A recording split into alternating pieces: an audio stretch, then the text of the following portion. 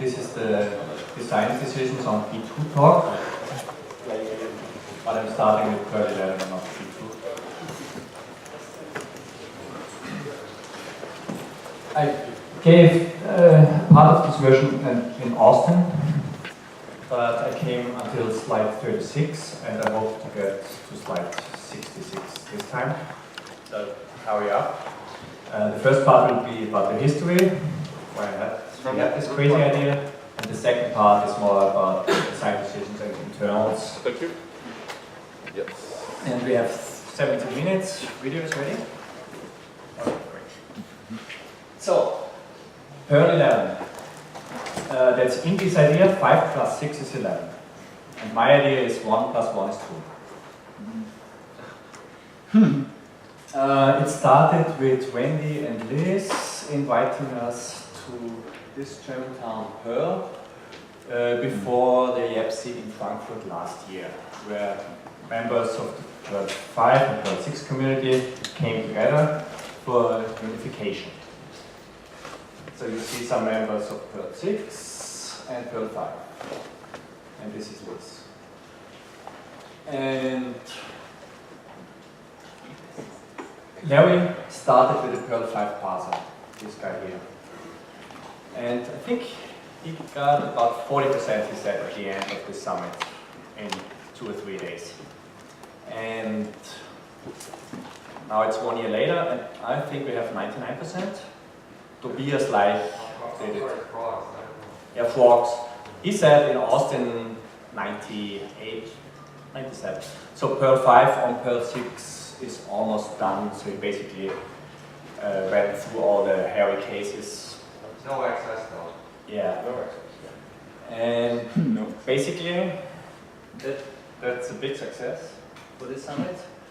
But we bitched a lot about parrot and the backends, and I think that time was also made the decisions to do something else, do something better than parrot. And then after the YAPC Frankfurt, we went on to the P5 mob workshop and Moose with this guy here. This was for 1 week in Norway.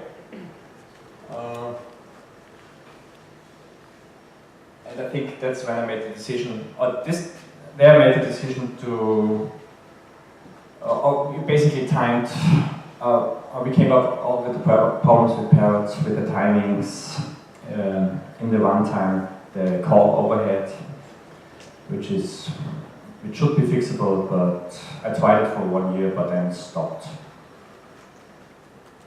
And then we prepared it for the next YAPC in Austin to do some cool optimizations for Perl 5.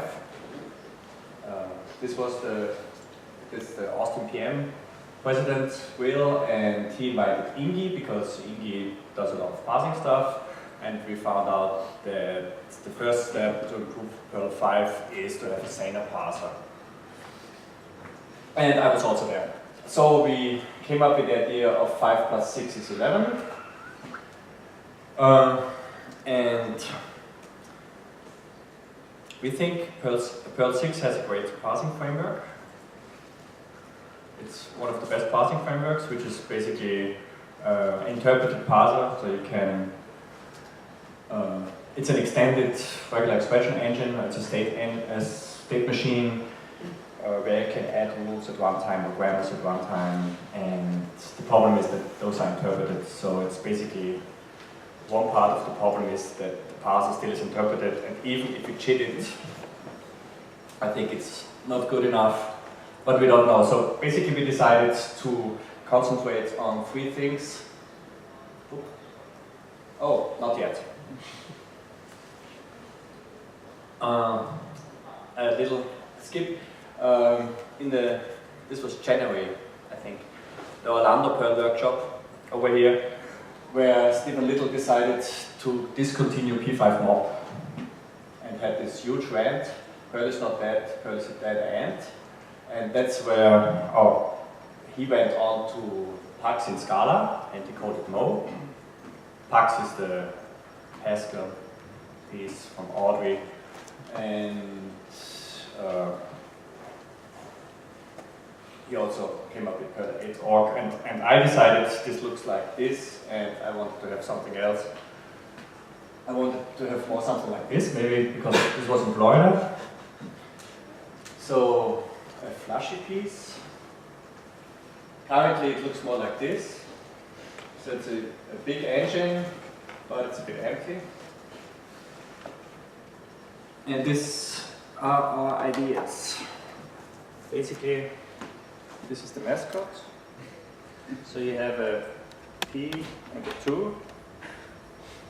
The P, of course, for Perl, the 2 for second.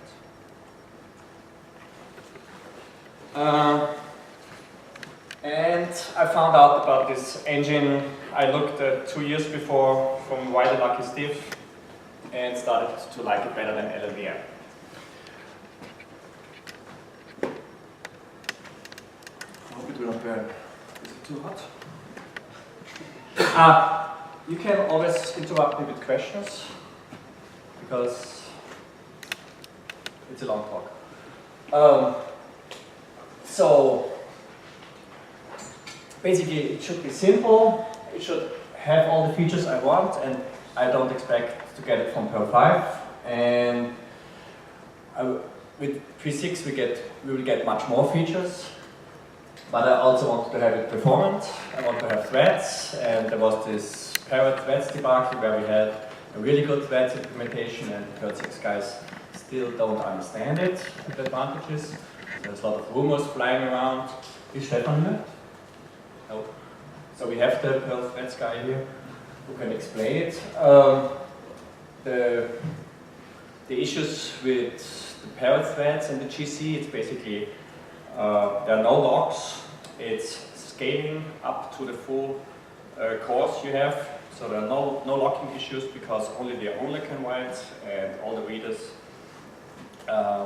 can read together, and only if you have very complicated data structures, you have a small lock between, for example, with a hash, if you want to read the metadata from a hash, how big is the hash, and change one value, then you have to lock the metadata, but this is basically not an issue it has to do. Also want to have some sanity in development, and maybe it will be some kind of future, but we'll see. So Perl 11 is the idea to have pluggable parts on Perl 5, which is the parser which creates the AST, that's the abstract syntax tree, the compiler which transforms the syntax tree to the ops, which is very specific, so we have all of those parts are specific to each implementation, and then the VM which executes the ops, so this is still the idea of NQP. Who doesn't know what NQP is? Oh, got some. So that's basically the layer between the various backends we have for Perl 6, which was Parrot, but then also Leecher didn't use it, so Leecher is its own implementation in Mono, but then JVM and JavaScript and more VM. And this was basically NQP is a simple Perl. It's like an R Python, with restricted Python, or it's a restricted Perl 6, which you could run efficiently, but it's not like a Perl 5, it's much better than Perl 5, but it has much less support than Perl 5, so the debugger, fixing bugs is super hairy, extending it is super hairy, but it got the nice 6 model. 6 model is the nice new object framework, which we didn't have in Parrot, so they had to write it in Perl 6, NQP. And then the VM, which we have now a lot of. The biggest problem is the parser, because this is one of the main reasons which blocks us at P5, because the parser creates the AST and then we have to go to the optimizer. We could do some stuff on the optimizer, which I'll show tomorrow, to get up to maybe 6 to 10 times faster in Perl 5, but I don't expect it will happen anytime. But the parser is basically needed to have a macro system. That's one of the main features I want to have. In Perl 6 it's a bit easier because you have PGEs. That's the Perl grammar engine, which is basically an interpreter for the state machine, for the grammar. And with such an engine, you can add rules at runtime. The best one, or the typically used, is a bottom-up parser, which is Yak or Bison, where you basically come from the simplest term from the end and go up to the abstract terms, like from a word, then collect all the words which belong together, and then come up to statements. And in between are expressions, and Perl expressions are pretty hairy. And then we have different techniques in between Yak and handwritten parsers. Typically, the best languages have handwritten parsers because they are pretty easy to write. But for the intermediate steps, you either go with Yak, which is pretty good. Perl 5 uses it. And we even have better Yaks right now, because Perl was written a long time ago.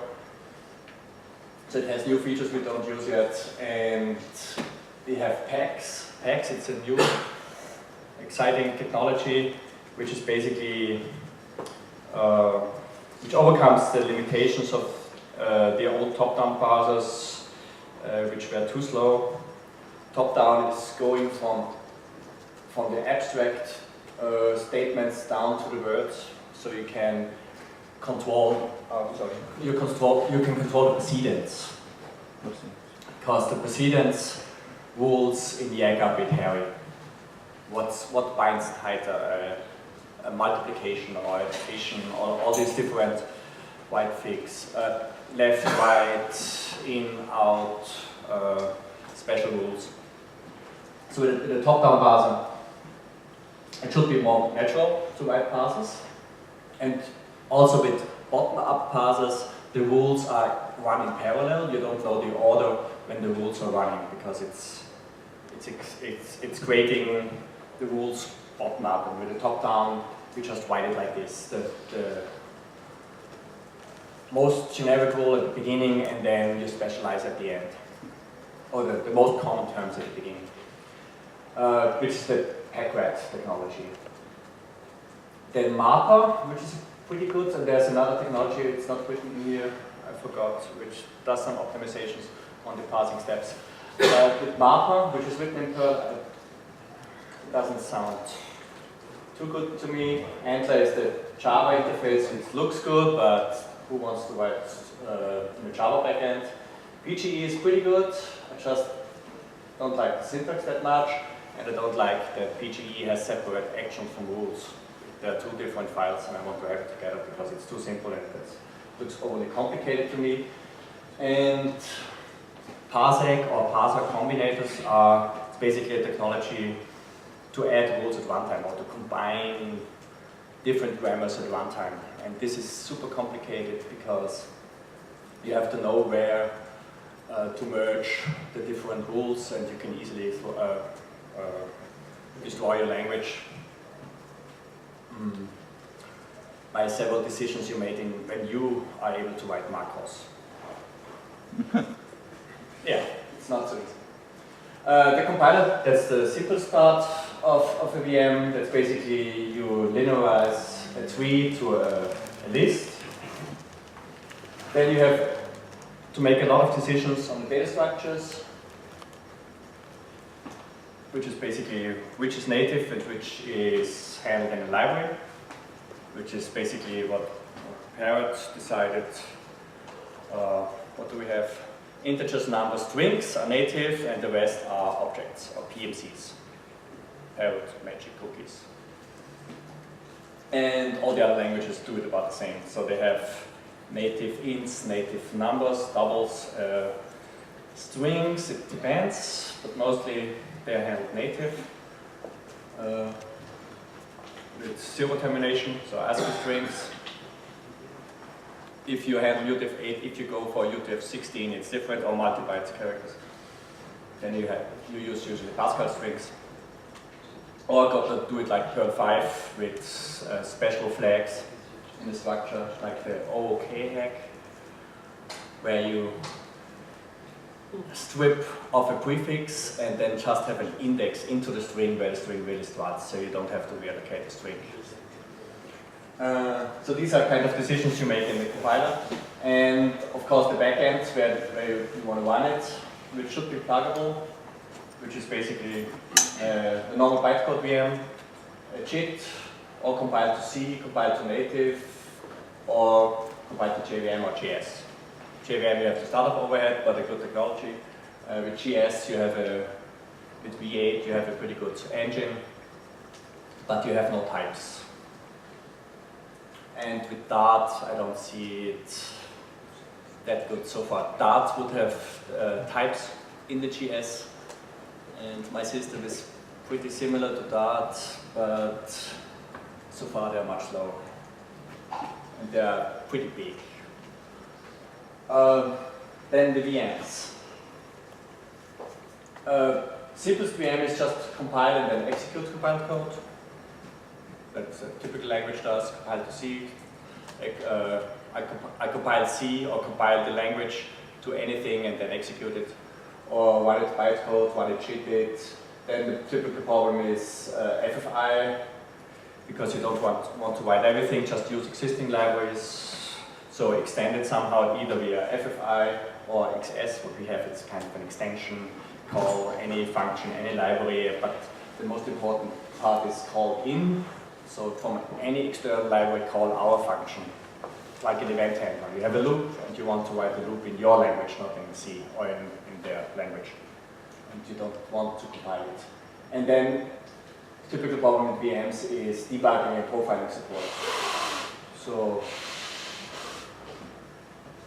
I'll show some of the questions we came up with, or I didn't come up with this, it's basically why the guy who wrote it came up with, but it's pretty simple. The design principles should be optimized for the frequent case and not for the slow case, or for the not so frequent case, which is arithmetic, conditionals, function calls. This should be fast. Big problem is method dispatch. This system has a jitted method dispatch, but doesn't have a method cache yet. There's a method cache, but it's not enabled yet. But everything is jitted, so it's about 30 times faster than all the other method dispatches are using right now, which I compare to. Then local variables favor local variables over globals, which means local is lexical, because the Perl 5 locals are just dynamically scoped locals, where you have to restore the previous value on scope exit. In Lisp or in other languages, you typically have a list, an association list of the environment you pass around, and take the first entry, and then if you get out, you just restore the previous environment, and then you get the old value back. And in Perl 5 it's a little bit different, so you have a lot of stack pushing, stack popping for all these local variables, which are dynamic variables. Another thing is name lookup. I currently don't have namespaces, so everything is lexical, subroutines are lexical, and variables are lexical, because they're much easier to handle in the compiler. There is a branch with namespaces, which is basically you can look up every name, or you can construct the pointer to the variable by looking it up in huge hashes or nested hashes, as we have in Perl 5. So you have the packages, and at the end you have the variable name, and each slot has enters for each type, which is an SV. What do we have? SV, CVs. CV is the function. We have a variable. Variables could be a scalar, an array, or a hash. IOs, globs. These kind of types are stored in namespaces, and they are pretty slow. Then the tricky part are strings. So creating a string and comparing a string should be fast. They are much faster in this system than in Perl. And memory allocation should be pretty fast. Not so fast is creating of new methods, because you basically do it only once, or if you eval something. Creation of classes, because we want to optimize it when we create it. Deep scoping situations, that's a trick because we're basically using the Lua VM, and Lua has some limitations or optimizations, let's say with scopes, so you have to jump up some pointers to get to an autoscope. I think Perl 5 is a bit faster in this regard to access lexicals in autoscopes, because it stores pointers in one array, and we have nested arrays for each scope. Changing an inheritance tree, that's tricky. That's the same in Perl 5, you just dirty everything and reconstruct the cache. Again, global variables are explained. Eval is pretty slow, of course, and code allocation. So string allocation or normal data allocation is much faster than code allocation. First, to give you an overview of the efficiency which we are targeting at. First, you have the raw VMs or raw languages like C or Fortran. Fortran has an even better calling convention, that's much faster. Typical systems like JVM, CLR, LLVM, where we have the overhead of the libraries. Then NL list, Lua, Go, Smalltalk, V8, those are the efficient VMs, and then you have the inefficient VMs. Go maybe, because Go compiles to native code, that's a bit different. This has a very efficient compiler, so with Go the compiler is so fast you don't recognize it. Then this guy who wrote this VM hated LLVM, that's why I liked it, because he hated the idea to have a JIT with 30 megabytes of static libraries, and even it's static, so LLVM doesn't come with dynamic libraries, with SOs or DLLs, standardly. For Parrot, I integrated LLVM, and we had to do some tricks to get it shared and use it then, and it's still not enabled yet in standard Parrot, just for the JIT. Or the use space needed for JVM or .NET, just for downloading it or initializing or updating it, and then the use startup overhead. It's pretty safe from a management point of view, but for development, we hate the idea.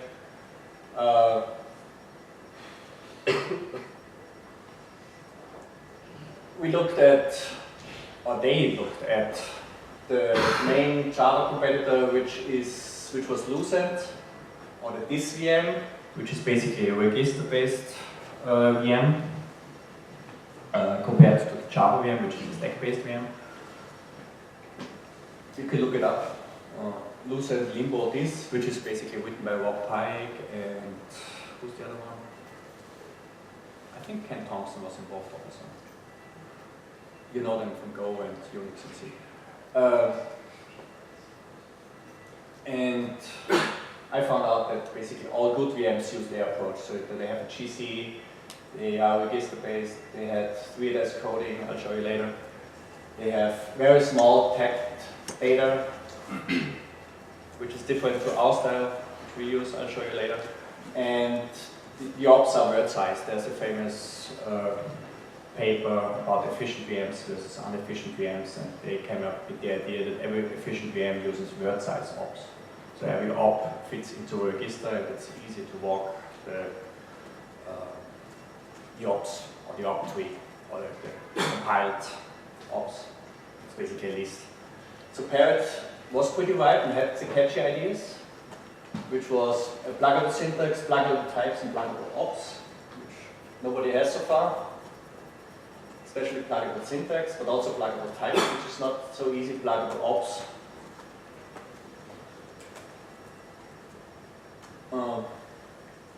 Pluggable ops is a bit, okay. Pluggable syntax means you have to decide on a common AST. this should be pretty easy, especially if you have a kind of a backend, which is, for example, NQP, where you have where you have decided on the layout of the VM of the linearized ops of the op tree layout. Pluggable types. That's typically done with C++, in C++ frameworks, where it's not easy because C++ doesn't define the layout of the object, so that's implementation defined, and you have to come up with crazy hacks, which they did in the early 90s. For example, Topaz, one of the early Perl 6 attempts, was this kind of pluggable type idea. You mess with the B-table layout in memory. Or Autodesk used it to enhance their objects at runtime. So basically you want to extend your type system at runtime. And pluggable ops is just extending the rules for the types. Which basically you have to use the same op. Who doesn't know what an op is? Okay. Meta object protocol. So it defines how the object protocol could be extended. So Parrot, basically at the beginning it was fast, but then the author left, huge wars, threads are still the best, and I didn't like the suicidal tendencies which came up every 2 years. So it went slower and slower and slower, and it was almost impossible to fix it. So I came up with this guy, Why the Lucky Stiff, or Channels and Silhouette, from Provo, Utah. You could look it up in Wikipedia. He's very famous for committing online suicides, so he's kind of a very crazy guy in the Ruby community. So he basically came up with crazy patches sometimes, and came up to conferences and gave some crazy talks, mainly targeted to children. And he was also a musician. And he wrote a lot of comics, kind of an artist. And he came up with this Potion VM to extend Ruby to have, because his basic idea, he wanted to have a window framework. He wanted to have GUIs so kids could learn to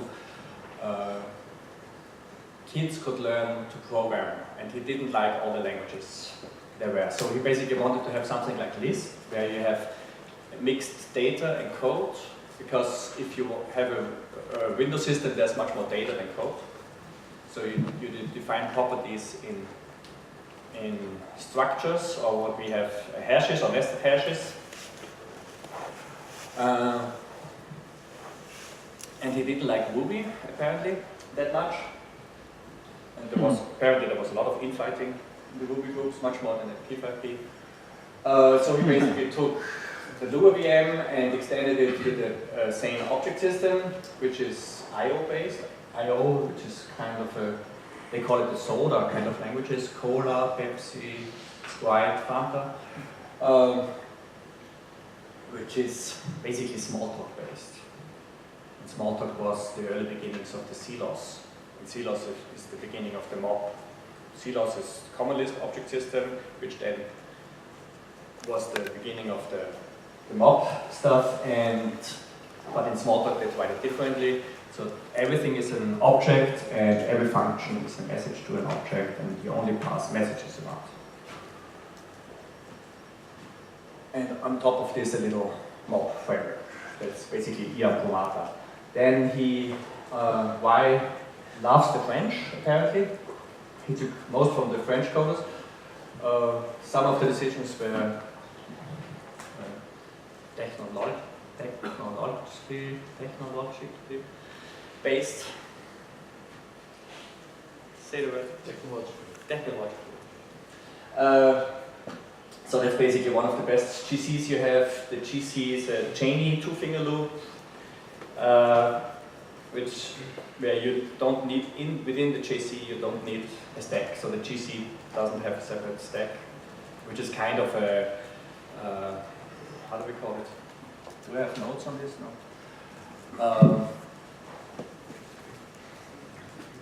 I think it was invented in 1988 by Cheney, was a Lisp programmer. It's rarely used yet. It's not a mark and sweep collector. It could be concurrent. Concurrent basically means you can stop the GC at any time and start again at the same point. So if you have a prioritized event coming up within the GC, you can stop it and then start from this point later. It's generational, of course, and it only walks the stack. It doesn't walk the heap. So it only looks in your stack frame or backtrace for all the objects in your stack. And it even, in this system, in our system, we don't even use registers, which is a problem because typically some objects are also registers. So we're using volatile, which basically says every object has to be on the stack. So the GC can detect it. And does the GC. So that's a pretty hairy one. He took it from Kish, and that he wrote the chits by himself. Because he hated LLVM, apparently. So, you see some points which are pretty similar to Perl 5 and Perl 6. So you have a common number interface.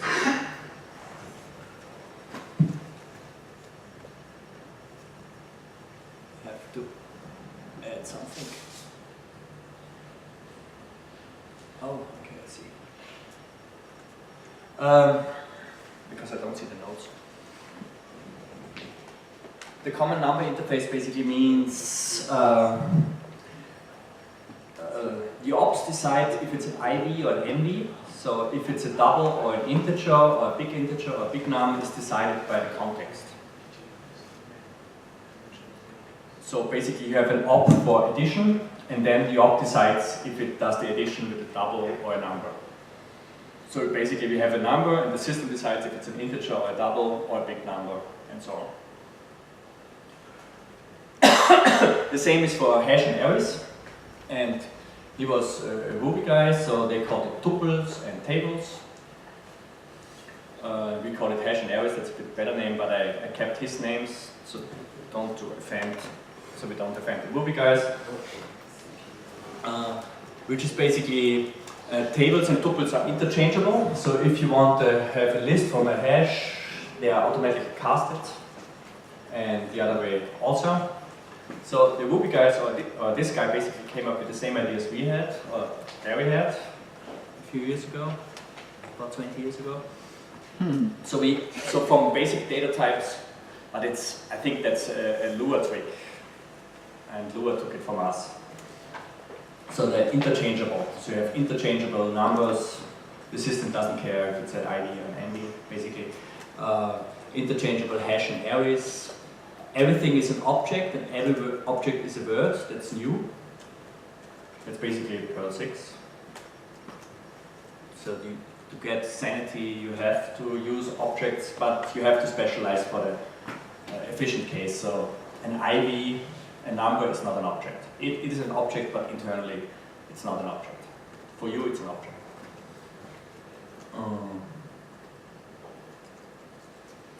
And in Perl we have 4 slots for every object, even for the simple ones, and in Portion there's only 1 word. So we have tagged data, that's like a list. You have the first 2 or 3 bytes you have reserved for the type of the data. So for example, we don't have, on a 32-bit system, we don't have 32-bit integers, we only have 30-bit integers. Which is kind of a bummer. So that's why Lua promotes them automatically to doubles if they overflow. That's a problem with pointers, because Larry came up with the design decision to have an IV as a pointer. That's why we have separate pointers, but it's good for the GC, so you have a separation between IVs and pointers. Every op is also a word, so not the data is a word, also the op is a word. So the bytecode interpreter and the chip is super easy to write because you just walk the bytes as they come along. So, and he called it potion. That's something with a perfume. I don't know. So it's, I don't know why he called it that. It should smell good, and he came up with this crazy bird.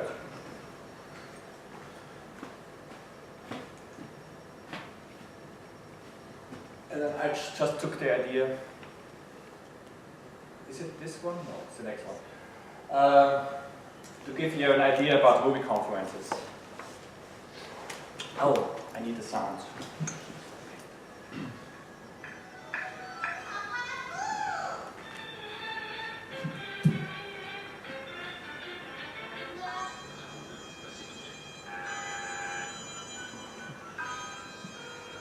That was one of my Ruby goals, was eventually meet this guy who wrote this great book that motivated me to learn more about Ruby.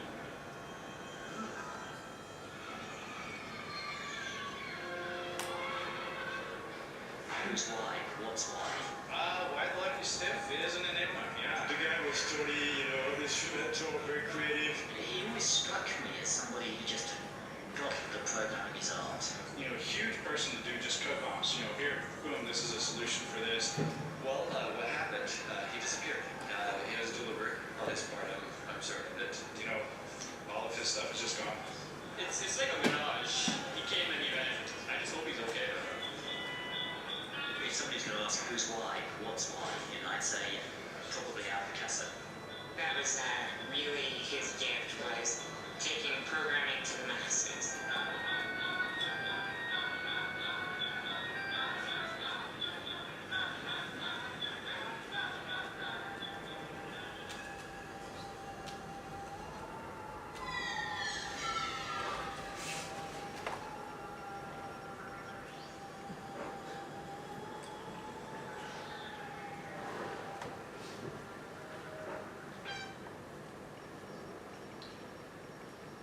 I really like the Ruby syntax.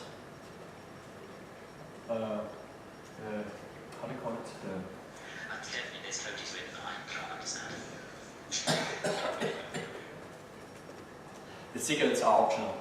It's like in JavaScript. So it looks a little bit cleaner than Perl 5. And I think that's one of the reasons why people dislike Perl 5, because of the crazy characters we put in front of each variable.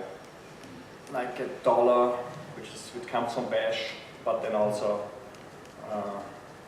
percentages, and what do we use for array? Percentages and so on. So these are pretty obtrusive characters. Wake up call. And technically it should be possible to use secrets optionally if we come up with a better parser. And so in Perl 6, that problem is basically solved. I think the biggest problem are hashes. What could be in the front of a hash, and that's why Perl 6 can get rid of the parentheses before the if parents something and then a block, but the if expression could also be a hash value, and some other ideas. For example, why do we need the parent here at the parentheses? And in Perl 6, those are optional, because this can't be a hash.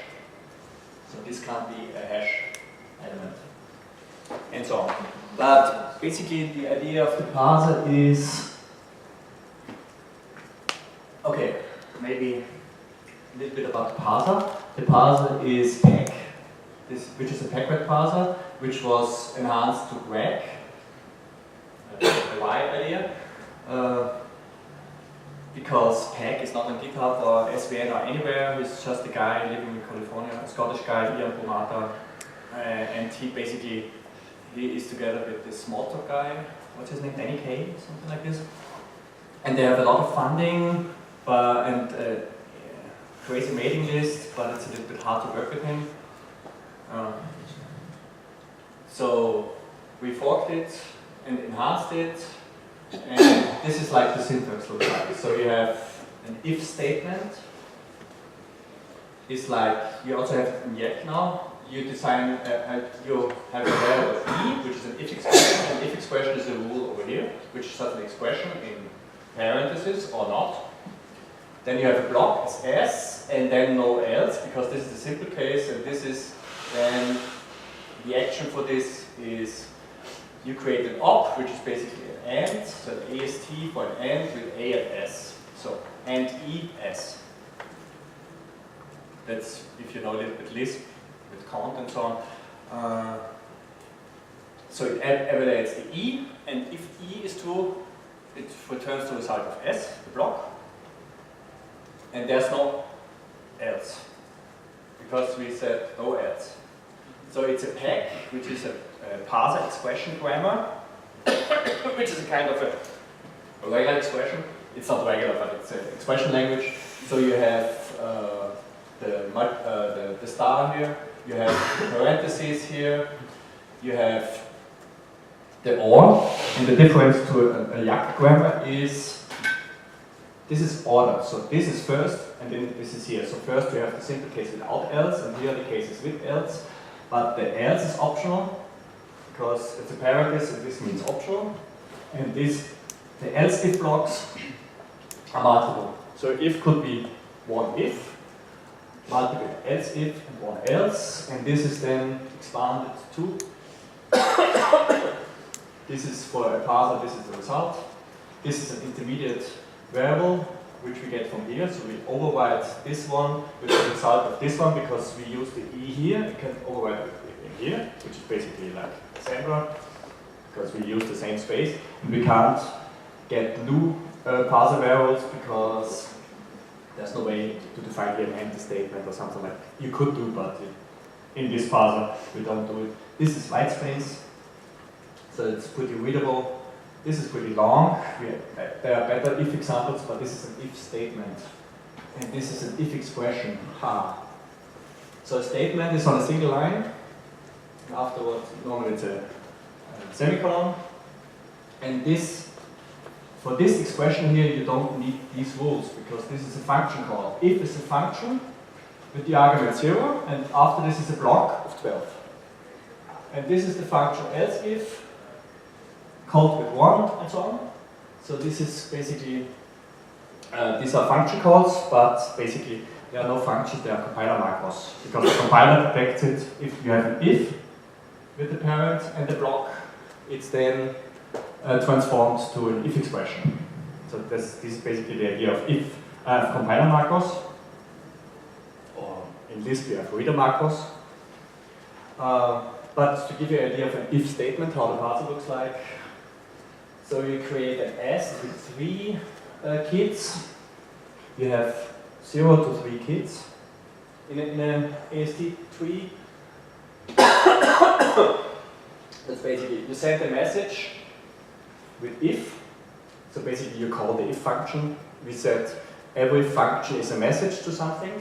So we call the if function, if is global, on the list of. So this creates the list, which is basically this one here, of a tuple, which basically creates E as a list, and S1, which is this block here.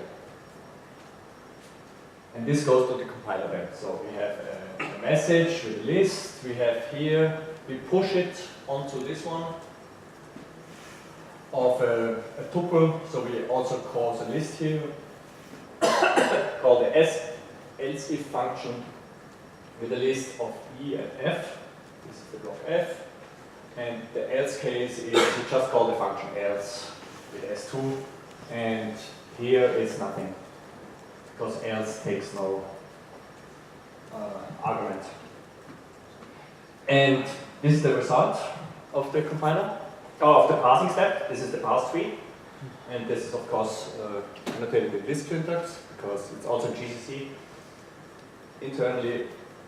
So basically, you assign A to message A. Message is, you call the function. So if you want to get the value or set the value, basically you call it. So everything is a message, everything is a function. Here you call if with a list of the expression value block. So for example, the parser finds out this is a value, and this is not a variable, so this is basically a constant. Every constant is defined in the parse to its value. And then the block is of an expression 12. So most of it are expressions, and here you have variables. A variable is basically calling a message on it. And if you call a message on it, it basically gets you the value of this one, but if you assign it, it sets a value. So there you have the output call, or you have default ops for variables, which is call or call set, which is basically the getter or the setter. This is the idea. What's the time? Okay. And then you have this parse tree here. Can you read it? Because this is the tricky part, which is basically like Perl 5 does it the same. From the op tree or from the parse tree, you create this single list. In our case, all of those are words with 2 arguments. And basically it's even 3. So you have the op, the result, a first value and a second value, which is basically load pn with, into 1 with the value 1. That's a bit tricky. Pn is quotient, that's a typical value, which is normally a lexical variables. Not jump, which is if the result of this, which is in our case 0, is wrong, is false, you jump to 4. It's encoded from 1 to 1, there's some little logic in it, so you basically skip 1. That's why from 2, skipping 1 is 4, and this is the skip. And this is the result of the previous expression, which is 1. You load into the first lexical, this is the second lexical, 25, which is the encoding of 12, because 25 is bigger than our internal lexical, so it's an immediate value, and 25 is the immediate value for the integer 12, because this is the last bit is set, so it's not an object, because if the last bit is set, it's typically a boolean or an integer. I'll show you later. So it's basically you have some simple ops. It looks like a bit Java code. You load a variable, you skip something, test jump, it's the other one, the opposite of not jump. So if something is true, you do it, otherwise you jump, or you skip 1, you load 16 into variable 0, self get log, call set log and return. Which is basically, we are at the end of the expression and we are setting our object, which is self. Because basically, if we call a function, we are acting on objects. Because we have no functions, we only have methods. So we have to create the objects which we are acting on. In our case, it doesn't matter because all these methods are acting on the global object, on any, you would say. But we are setting the context of our method by name. We're getting a local, which is basically A, which we want to set. We call it, we set the local, which is basically the assignment, and then we return. So it's a super simple op layout. There are little tricks to do in the compiler. For example, this is constant folding. You can constant fold it. So if the expression here only has constant or only has some constants with arithmetic, no calls on it, then you can basically skip, replace this one with a. You can basically skip all these jumps here, because you know from here this can never be true. This is always true. You can skip the else, so you can in the optimizer you can eliminate the code. So the basic idea is if there are no keywords in the parser, that's the biggest trick. Everything is just a message on a list, or everything is a message on an object with an argument, which is the list, and here in this case, if also takes the next block, it binds the next block in the parser. So it's a method on a list with a block argument.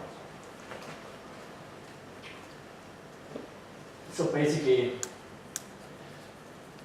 all of the controls constructs are no parser special, so the parser is super simple. basically 2 pages. The trickiest part is how to call a function and how to pass expressions, precedence rules and so on, or how to access arrays or hashes.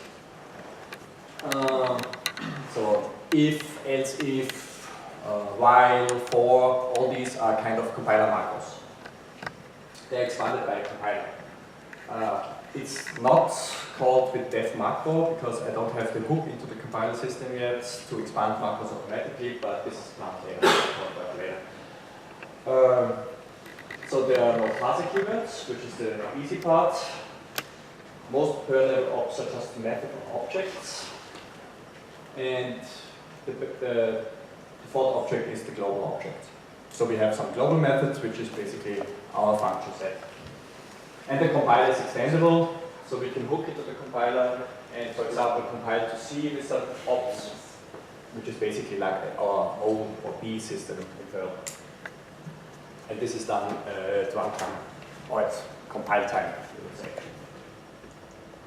BVM, which is basically, I said, Lua with an object system. Everything is an object, every object is a function, which is basically a lambda system. Every variable is a function. So we say, if you want to have a variable, at the value of a variable, just call it. Every block is a function. Oh my god. So scopes are basically how to create a lexical scope. It's the same, if you know a little bit about lambda theory, it's basically every block is a function where you compile, where you pass out the variables and put it into your lexical scope and do the rest. And at the end, lexicals are gone, they're invisible then anymore. So basically every block is a function. You need to read CPAN for this or any of this book. And every function needs an environment because this is the environment which the block takes or the function takes. So a block just is a function with a special environment, but you can't call it. The default is to call it. Every call is a method call, even or nil or any. Okay. This is the mob. So forget moves. We have an object which is an instance of a class. An object has a v-table, and the object v-table points to the class, of course, and the class points to the mob, which is the class of the class. So a meta class, it's just the class of the class which describes the behavior of this class. And the mob defines those methods in the class of the class, or in the classes of the class. So you can, and our mob basically, I think it's only 5 functions, lookup, and do I have it here somewhere? I think you have to read it up now, it's too complicated. But basically, every object has the methods and the attributes or properties of an object, which are precompiled and extended at runtime because it's a mixing system, or we call it vaults. And we don't need a name for the class, but the name is optional. So by default, they are anonymous, but of course they are pointers and they are unique. You can call the class also type. So it's basically the same as Perl 5. The class is also a type. In our case, our types need to be named. Here the names are optional. So it's more like lexical classes. Because for lexicals you don't need a name. Yeah, and you can override behavior of classes by overriding those methods in the class of the class, in the meta class. This is basically the solar layout. The VM is just how to run the thing. Default is JIT. For Intel and PowerPC, no ARM yet. Should be pretty easy, but I have no time. The bytecode is used for unsupported CPUs and for debugging. It's super simple. Currently there are 50 ops, but there's basically about 20 important and the rest is arithmetic. To do it faster. Everything is done in methods, like acting on an array, on a hash, doing I/O, syscalls and everything. Everything is done in methods, so we don't need 450 methods. And it's also much simpler than parrot, for example, or this Perl 6. Op layout because I need maybe 2 hours to talk about this. Why it's simpler? Basically, the trick is method calls are so fast, so we do everything with dynamic method dispatching. In Parrot, the idea is method calls are not so fast, so you pre-declare slots for the basic methods. So you have a inherent structure. And here everything is a method, but the layout is optimized that the first methods are at the top and then you add the methods later.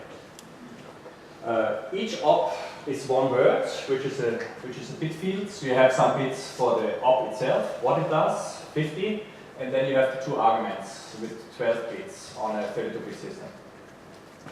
So you do something on this one with this one. And basically the second one is optional, typically it's 0. And you look up, just take the Lua VM. This predates the Lua JIT. Our JIT is a bit easier than the Lua JIT. Then the data. Primitive objects are in one word, and extended objects like PMCs or magic cookies are extended, which is kind of the layout looks like a V table, a unique pointer, the size, and the data. So we have 4 like in Perl. Just the primitive ones is just 1. So a number, a boolean, and the pointer is just 1, and the rest is extended. And the system knows if it's a number, an integer, or a boolean, or a pointer, and the rest are just you extend it here. A trick is unique, which comes from the soda kind. This is needed for the mixing system, for the mob. This is the bit layout. 0, 0 must be a pointer because typically a system, well, every system allocates a pointer aligned. With 0, 1 it's bool. It's better for the optimizers. I'm not sure if we can throw this away, so we only take 0 or 1, but so far we keep the bool for true and false and encode it for the ops because there are so many tests. Test jump and not jump, and you can use it directly. And the last bit, if the last bit is 1, it's an integer shifted by 1, so every arithmetic must shift.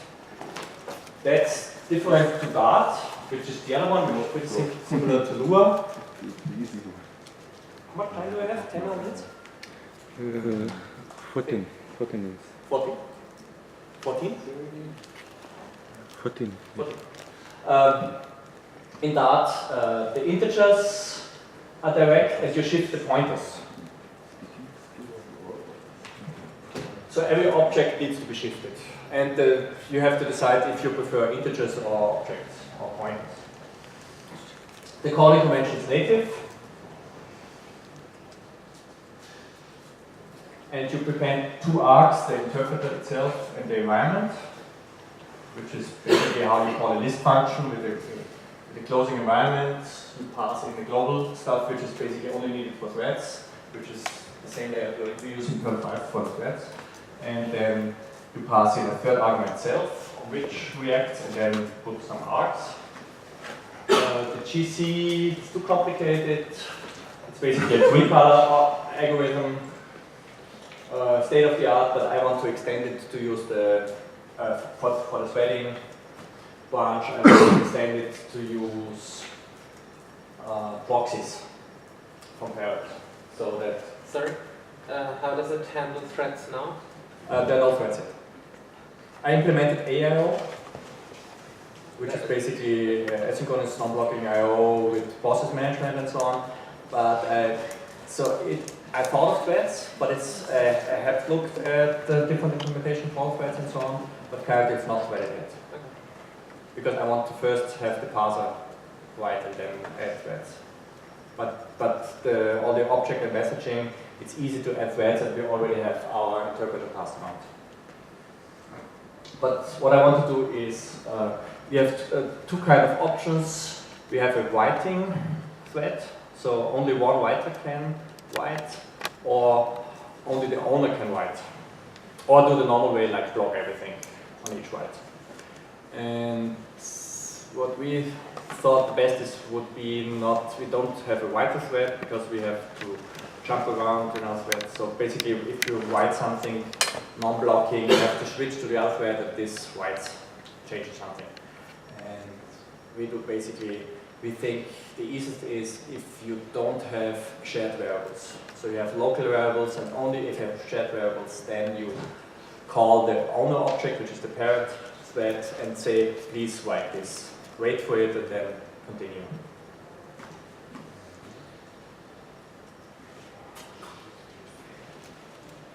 Okay. Then the compilers, they support, we basically only go for gmake, no BSD make, because this is too crazy, there's no configure. Only C99 compilers, so basically it's GCC and Clang, but GCC, there are a lot of bugs still in 5.4.8, so basically Clang's passes all test suites. But you can use GCC also. But there's explicitly no MSVC support. It's very easy to compile it to GCC on Windows, but we do it cross-compiling. So we compile it on Linux to G. So the configure system, you don't have to configure, just a make. It's super easy to do cross-compilation. Segwin works too. Yeah, this is GCC.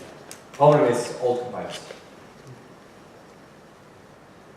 I have some threads in testing, but I don't publish it yet. It's functional, so we return copies and do not change arguments, only if you have to, but it's completely different to Perl. So strings are immutable. If you have big buffers which you want to change, use byte buffers. That's basically the same as parrot, but the immutable string thing, which is also different to parrot, gives you faster comparisons. So a comparison just looks at the hash. It's basically like a string tab entry we don't have in Perl 5. So if you add something to a string, append creates a new string and recycles the old.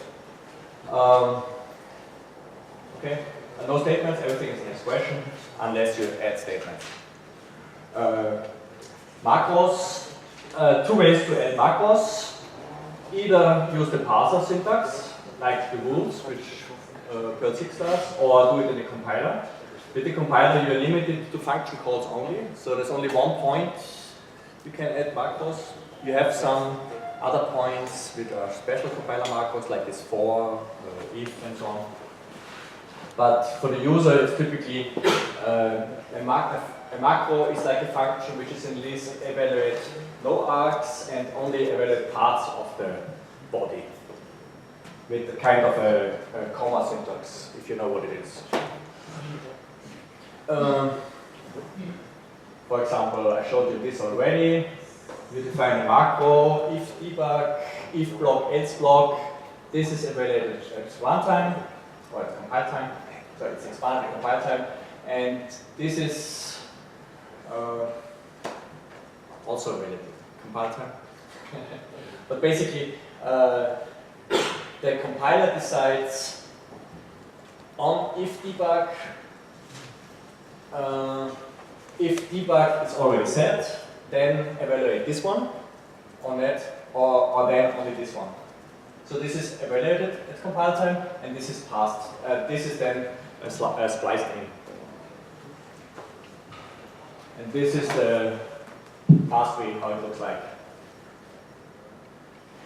For example, this is the old way, and this is if you do it with the macro. Maybe there's one more page. No, it's not. Maybe a little bit of the explanation. So this is how you define it, or how you call it. This is a super simple macro. Normally you write much more bigger macros. If debug, that's the debug point, which is this one. And this is the else block, which is in here. And the expansion would be either this one or this one.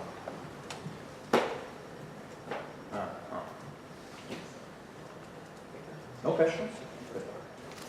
The last pages. I got the maintenance of Potion, so I'm now upstream. because basically Jonathan doesn't react on any emails, and I even went to his house, but I don't want to disturb his privacy with his wife and kids, and he works in a company which does C++ anymore, and we don't need him. Greg is the parser part, where I added a lot of stuff, and they are pretty easy to handle. So I added oriented diagnostics and so on. I'm waiting for the next portion release for the move, which happened yesterday, the documentation, and there's one more VM bug. And then what is needed to add the FFI, the threads, UI bindings, and the benchmarks. I wanted to have it to run this summer. Currently I'm still stuck with expressions, and about 90% of P5 next year. Perl 6 I'm not sure yet. Maybe I get some help, but I think I'll do it better by my own and don't go for NQB. So if I have a working P5, it's pretty easy to add Perl 6 support also, because I have everything and I don't need NQB. The parser is about at 30%.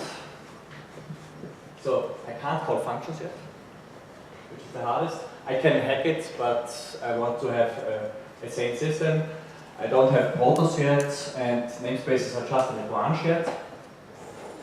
The compiler, I have a dumper, so I can store the bytecode. I have VM, the JIT. I don't have the C compiler or native compiler yet, but it should be easy because the JIT already creates the objects, and then I just have the linking, so a native exec compiler should be done, and I don't have the macros yet. The ARMJIT is missing, the ARMJIT threads are missing. CallCC has a bit of a problem, because this is a sampler hack.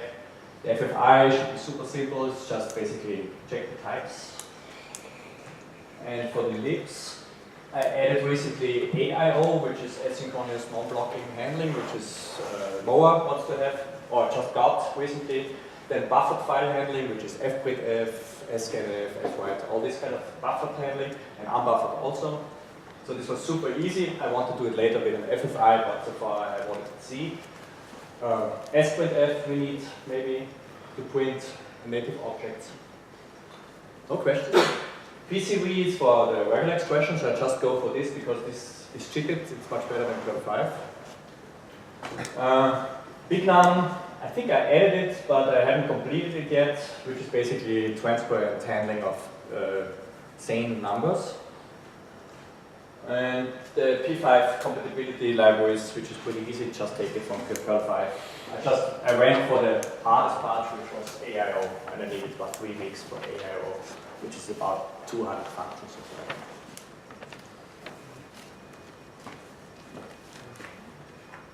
I silenced everybody? No. Yeah. Well, do you want to implement some obsolete Perl features like formats, which is not used widely and so on? Yeah, I'm not sure.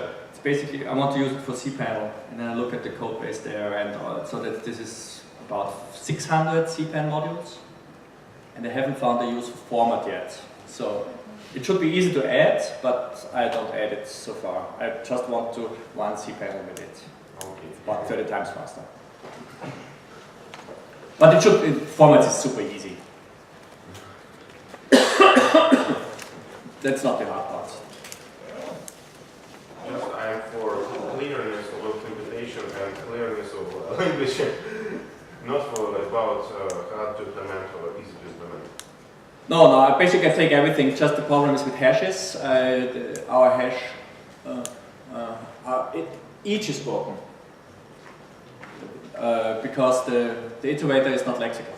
So if you each over something and have it in a loop, you have to start from again. So it doesn't take up the position from the previous each if you, for example, add some dumping. If you use data dumper on a hash, within the each loop, you're gone because the dumper uses each also. Yeah. And such crazy things, which you don't care about, but I care. And type system and so, such things. So basically, that's the break now. Is it the lunch break? Yeah. Lunch break? No, not a break there. No? Lunch break? One more talk? One more. Oh, they are crazy versions. And one more question, maybe I missed something I'm not from the beginning. And how many people is working on this project now? basically I'm doing 95%, but there are other guys also. But no Perl guys so far. It's just kind of in Parrot and Perl 6, nobody else came from Perl community, they came from other languages. So I have some guys working with ML or parsing stuff, which are helping out. Some, I don't know them, crazy guys. Is there any open repository so we can... Yeah, sure. It's on GitHub under the Perl 11 organization. Perl 11, P2 and Potion. Potion is the VM, and P2 is the Perl 5 bindings, and Perl 6 later. Actually, what's your long-term goal? Long-term goal is get rid of P5. P5P, P5. Because I want to have optimizations and some sanity in the future development. And I don't trust P5P. Because nobody is alive anymore who understands the code base. Everybody left, same parents. And Larry is gone. Larry is a different world now.